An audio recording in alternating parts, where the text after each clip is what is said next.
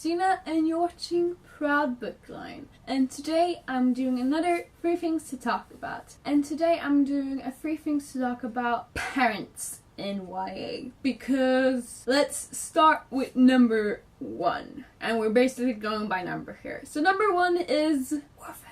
Because that is a very normal trope or like circumstance, or I'm not even sure what to call it. It's basically more natural to be an orphan in YA than it is to go to school. The most known orphan of YA/middle grade is probably Harry Potter. Now, I have no issues with Harry Potter being an orphan. I think it adds to the story, and I think that it's great that we have orphans in YA. I'm not saying they shouldn't exist. I'm just saying that Harry Potter lives with some very not so nice foster parents, and they're actually related to him. And that's not always the case, because what I would like to see is, instead of this perpetuated foster parents are awful, they are usually some uncle or something that have been left with you because that was the only relative that was alive, and you were basically dropped off there and they had to take care of you and they hate you. Even if that's the case for a lot of orphans out there, I'm not saying that it's not valid or that people aren't real or that these stories do not exist outside of the YA world. They do. It's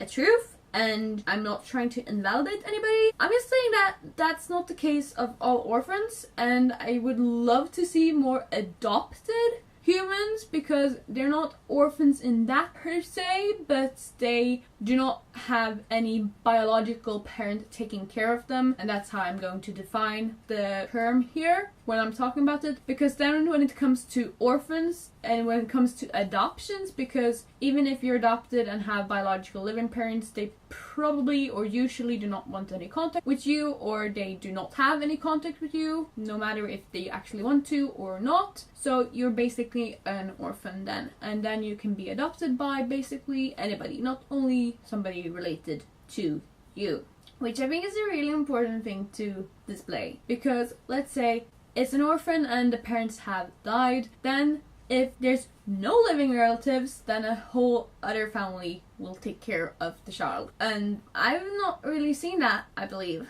At least not what I can think about right now. And I just want to see more stories where the person or the orphan is taken care by loving humans, loving foster parents. Because I'm not sure if I've ever seen a loving foster parent. I've seen loving step-parents, but never really loving foster parents. Which is weird, because they do exist. And I just really want to see that. And I want to see orphans in different situations. And I mean, if you're an orphan, you might end up living at a facility.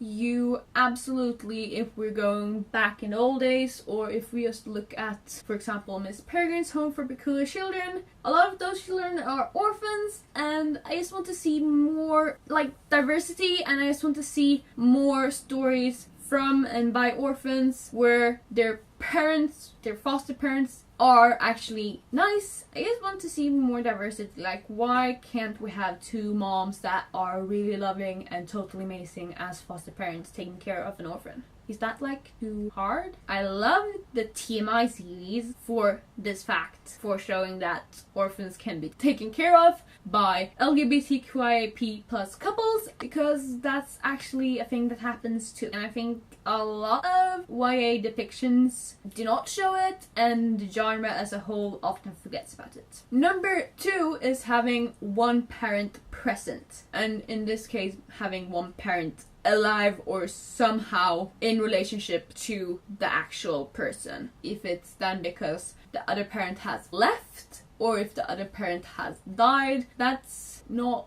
important, or it is important, because usually we get the like tragic that one parent has died, and it's actually probably more common with having one human not being present in their life for a reason like finding a new family and not wanting to have their child present in their life, or maybe it's something like an addiction like alcoholism or drug addiction that is actually preventing them from having a relationship, because those stories I don't see as often. However, start to see it more being showed in having one parent present and actually having them play a role in the child's life. The book that I basically think of, because I just love the mother and daughter relationship in, was Under Rose Tainted Skies. I'm not sure if we ever get to hear what happened to her father, in all honesty, but it's not always that important. It's just important to show that a mother or father, or however the parent actually identifies, if it identifies as a non-binary, then it might not be comfortable with being called either a mother or a father, and then we can just call them a parent, and that's totally okay, because I just want to see more single parents out there taking care of their child and being involved in their child's lives, and having perhaps different reasons to why they are single parents, if that makes sense. Lastly, we have the two parents, the basic family, I suppose. But I'm actually saying 2+ because I would love to see a poly relationship, but I've never seen it. So like, can we please make that happen? Because there's actually families out there that have several moms and several dads and several parents all in a relationship together, all raising the child, which I think should be shown, but I have never seen that. So maybe that's for another discussion. But having two parents is pretty much something that happens in about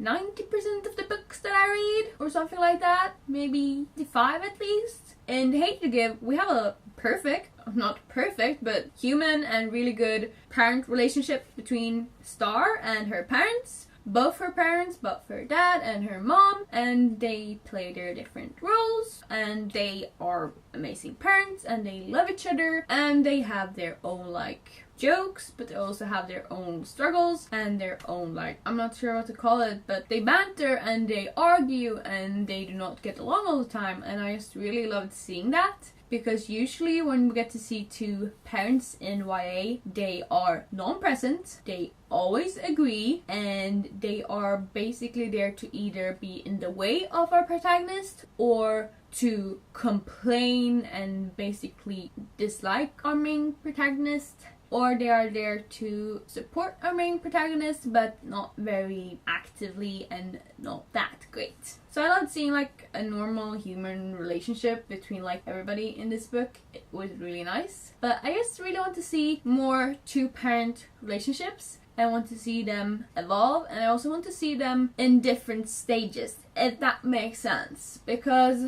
depending on which jobs you have, for example, let's say a flight attendant, or maybe you work as a military officer, then the parent, even if you have two present parents in your life, they aren't able to be present all the time, and that's like never ever shown, at least like that I can think of right this second. And I also want to see, and this is a very specific thing, but I really want to see when the parent has to be hospitalized for either a mental illness or for a physical illness, how an illness can affect a family. I've basically only seen it in Second Chance Summer, where it's not the child that is sick but an actual caregiver, and I really just want more books like that. And I really want more books where the parents are divorced. In Made You Up, the parents are divorced, and I really like that. I'm lucky, I suppose. I don't think that you're lucky if your parents are still together after all those years. Like, your parents should do whatever they need to do in order to be as happy as possible. So, lucky is the wrong term, but my parents have been together all my life,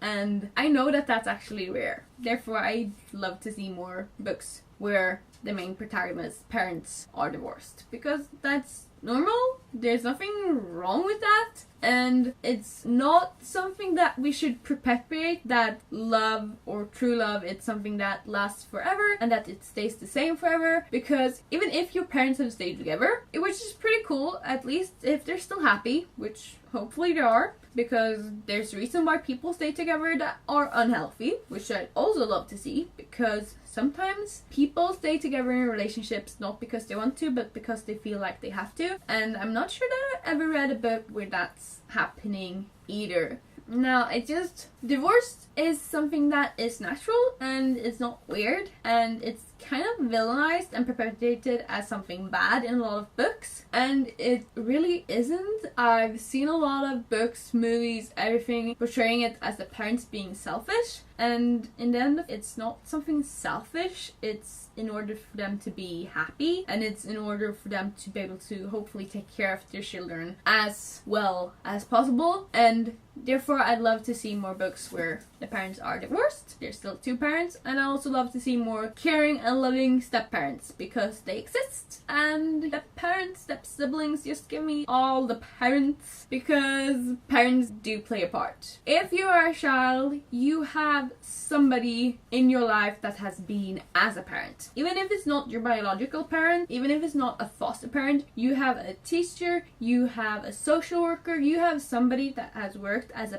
parent for you. And I believe, or rather I hope, that someday there will be so many stories out there that every child, no matter their situation, no matter their life, they will be able to find a book where their story is almost presented, or at least where their lives are represented, and that they can find a character to relate with and to feel, well, when I read characters that share my story or that share my experiences, I feel so very relieved and so acknowledged and valid, because I think that there's so many children, because of this very stereotype images and stereotype stories we show when it comes to parents, that in contemporaries where people are supposed to relate, we basically only show mom and dad, or we show the single mom, because at least that's what I've read mostly. Therefore, I believe that the children that